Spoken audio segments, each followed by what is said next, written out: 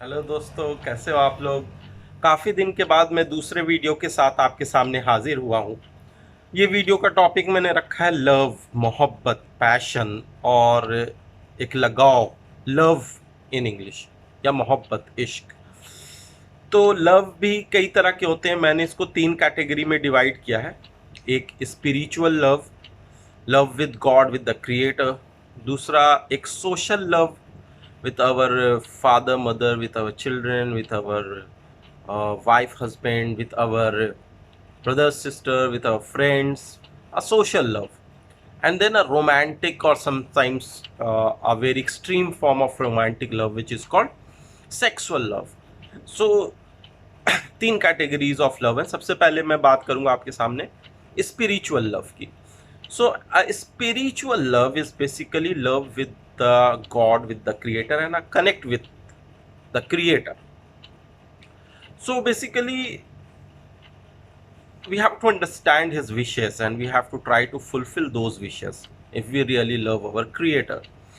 And if we try to understand those wishes more deeply, तो हमें ऐसा लगेगा कि वो सारी ख्वाहिशात जो हैं हमारे अपनी अच्छाई के लिए हैं।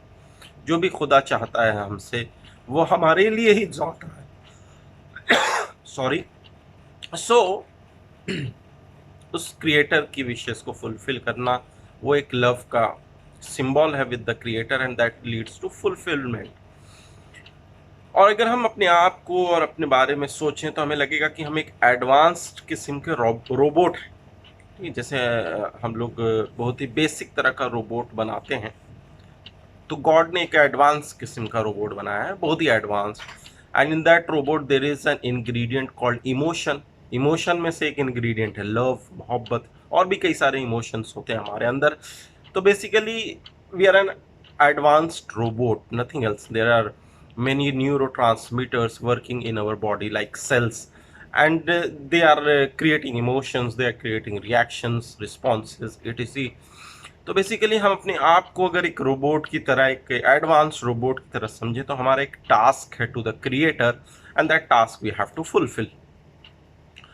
दूसरे तरीके से हम अपने आप को इस दुनिया में अपनी जगह समझना चाहें तो ऐसा भी समझ सकते हैं कि we have few senses, 5 senses through which we feel, touch, see, like, smell the world, but there may be many other ways to understand the world for which we don't have senses. तो हमारे senses काफ़ी restricted हैं, इसलिए हमें वही दुनिया दिखती है, वही दुनिया समझ में आती है जो हमारे सामने है। लेकिन ऐसा हो सकता है नहीं हो सकता है कि हम एक कुएं के मेढक की तरह हों, और हम सब, और हमें किसी को नहीं पता है कि एक्चुअलिटी क्या है, रियलिटी क्या है।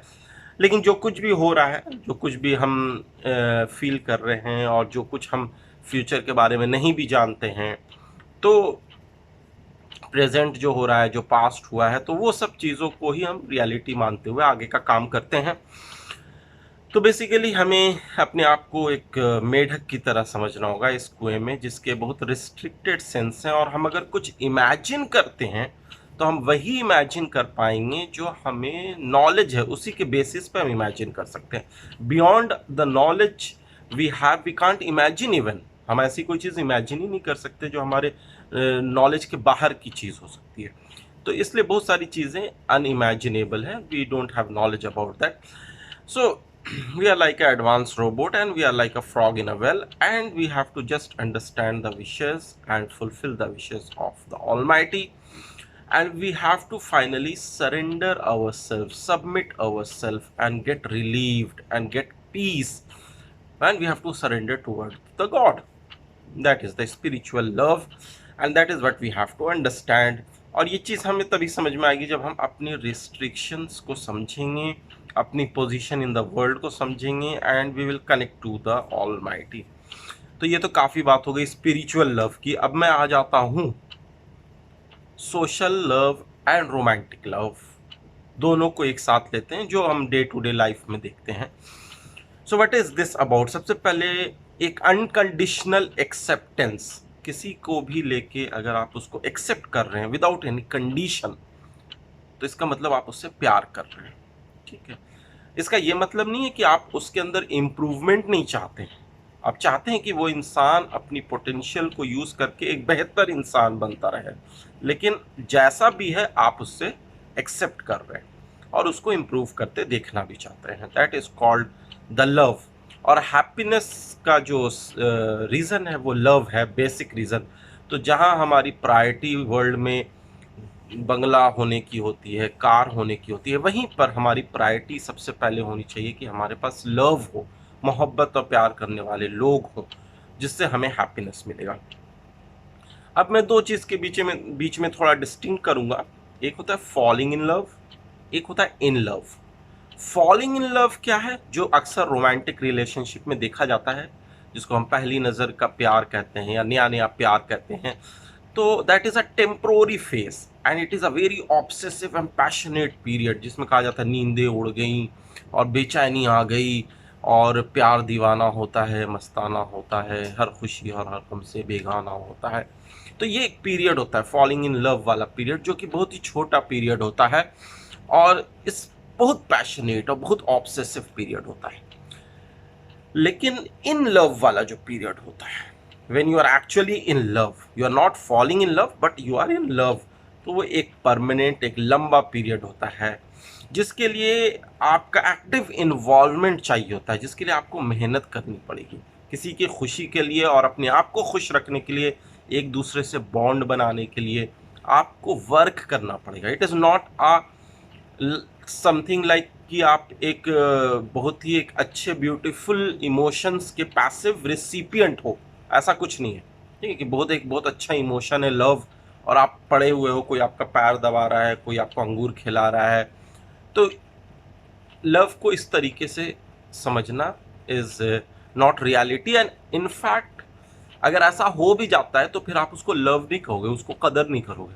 तो एक्चुअली जिस काम के लिए आपको मेहनत करनी पड़े, जिसके लिए एफर्ट लगाना पड़े, continuous effort to maintain the relationship, उसकी आप कदर करोगे, उसको आप टेकन फॉर ग्रांटेड नहीं लोगे।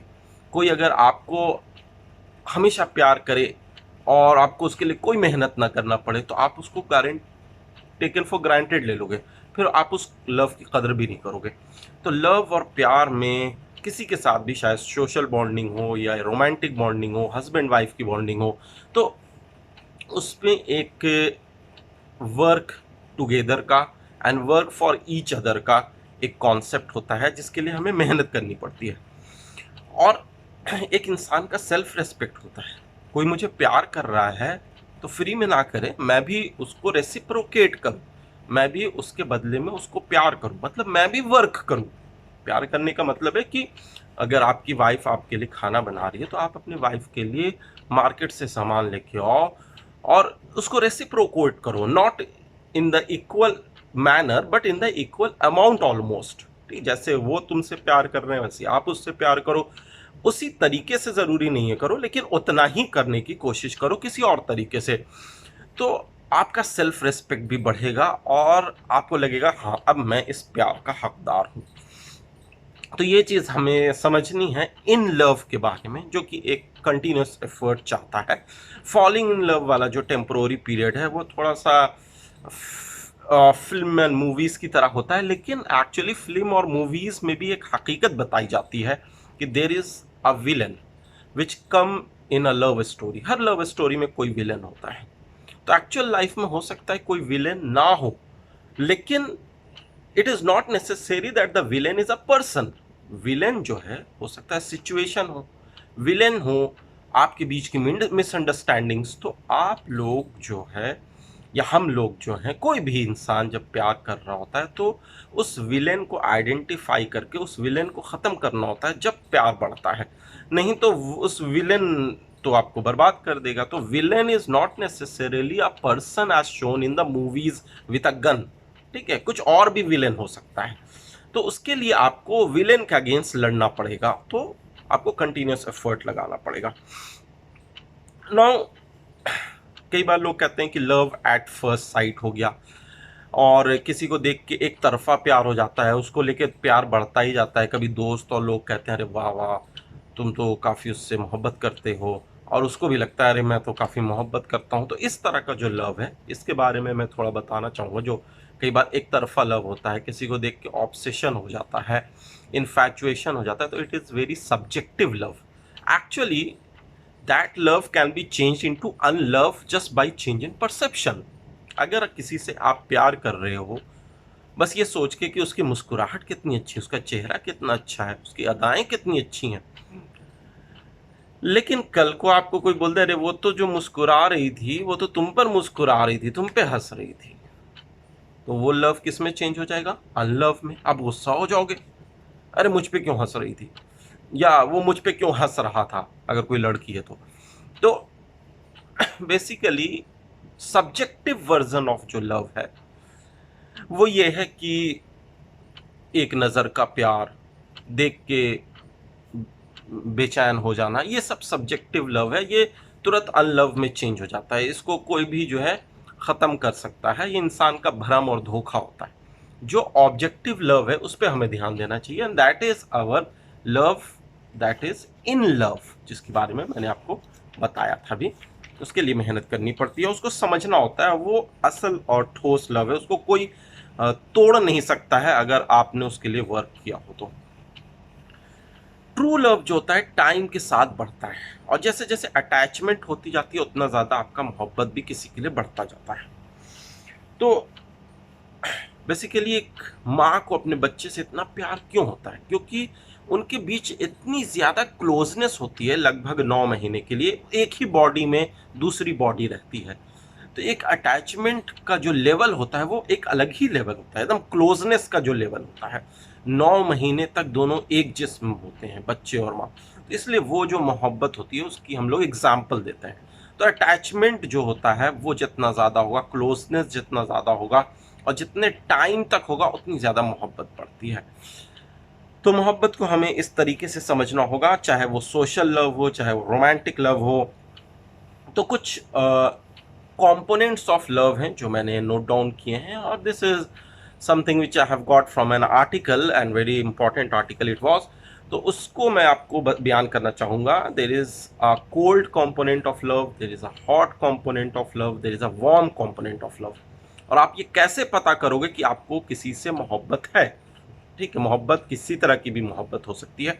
तो बेसिकली हर कंपोनेंट का अलग अलग रोल होता है। जैसे मैं आपको पहले hot component of the love के बारे में बताऊं, तो hot component of the love में पहला पॉइंट ये है कि अगर आप किसी के बारे में अक्सर सोच रहे हो, ठीक है, तो इसका मतलब आपको उससे प्यार है, उस हॉट कंपोनेंट का एक पॉइंट आप में है। अगर आप किसी को मिस कर रहे हो अक्सर कि वो इंसान अभी होता मेरे पास, तो that is also a checkpoint which can show yes you love that person. तीसरा ये है कि अगर आप उससे मिलते हो काफ़ी एक्साइटिंग और थ्रिलिंग फील करते हो, काफ़ी अच्छा लगता है आपको, आप खुश हो जाते हो, तो that is another hot component of love. तो हॉट कंपोनेंट ऑफ लव 3 हो गए। उस इंसान को मिस कर रहे हो आप, उस इंसान को देख के बहुत ही खुश हो जाते हो आप मिलके, और तीसरा आप उस इंसान के बारे में अक्सर सोचा करते हो। तो ये सब हॉट कंपोनेंट ऑफ लव है, और ये कंपोनेंट का जो रोल है वो रोमांटिक लव में काफ़ी ज़्यादा होता है। फिर हम लोग आ जाते हैं वार्म कंपोनेंट में। हालांकि हर कंपोनेंट का रोल होता है हर लव में, लेकिन किसी कंपोनेंट का किसी लव में ज़्यादा होता है, किसी कंपोनेंट का थोड़ा कम हो जाता है। जैसे वार्म कंपोनेंट जो है वो फ्रेंडशिप में इसका रोल ज़्यादा होता है। बाकी कंपोनेंट भी होते हैं लेकिन फ्रेंडशिप होता है। जैसे सबसे पहले वार्म कंपोनेंट में आ गया कि आप जो है कितना कनेक्टेड फील करते हो उस पर्सन से। आप कहीं घूमने जाना चाहते हो तो उसी पर्सन के साथ जाना चाहते हो, तो फ्रेंडशिप में होता है अरे मेरा वो दोस्त है, उसके साथ घूमूंगा, मजा आएगा। कितना कनेक्ट फील करते हो उसके साथ, आपका कितना मेल बैठता है, कितनी सोच और कितनी चीज़ें आपकी मैच करती हैं। दूसरा वार्म कंपोनेंट ये है कि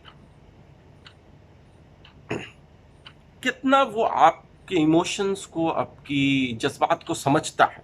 ये एक और वार्म कंपोनेंट, अगर वो आपके जज्बात और इमोशन को समझ रहा है तो आपके बीच में एक प्यार है। तीसरा वार्म कंपोनेंट ये है कि म्यूचुअल अंडरस्टैंडिंग आपके बीच में कितनी है। अगर आप एक दूसरे को समझते हो, आप एक दूसरे के साथ एक वेवलेंथ मिलती है, एक दूसरे के साथ आप कोई भी एक्टिविटी करते हो तो बड़े आसानी से मेल जोल के टीम वर्क के साथ कर लेते हो, तो that is a warm component of love between you. And that shows basically कि आप में प्यार है। तीसरा जो कंपोनेंट ऑफ लव है वो है cold component of love. Cold component of love भी एक इंपॉर्टेंट कंपोनेंट ऑफ लव है। इसमें पहली चीज ये है कि how much you are thinking yourself responsible for the other person. दूसरे के सक्सेस, फेलियर, खुशी और नाखुशी के लिए आप अपने आप को कितना जिम्मेदार समझते हो। एक रिस्पॉन्सिबिलिटी की फीलिंग होती है। बच्चे के लिए एक बाप के अंदर रिस्पॉन्सिबिलिटी की फीलिंग होती है, I am responsible for that child. तो ये एक कोल्ड कंपोनेंट ऑफ लव है और ये भी एक इम्पॉर्टेंट पोर्शन ऑफ लव होता है। जैसे माँ बाप का बच्चों को लेके ये चीज़ कोल्ड कंपोनेंट ज़्यादा होती है, ठीक है। बाकी वार्म भी होता है और हॉट भी बहुत होता है, लेकिन हर तरह के लव में हर कंपोनेंट का अपना अपना रोल होता है, लेकिन तीनों कंपोनेंट्स होते हैं। And how much are you all in for the person in the cold component, ये दूसरा पॉइंट है।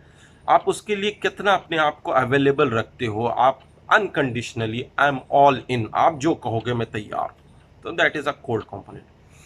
तो ये सब कुछ चीज़ें थी जो हमें लव को समझने में और उसको जानने में हेल्प करेंगी और अपने ज़िंदगी को उसके हिसाब से गुजारने में हेल्प करेंगी।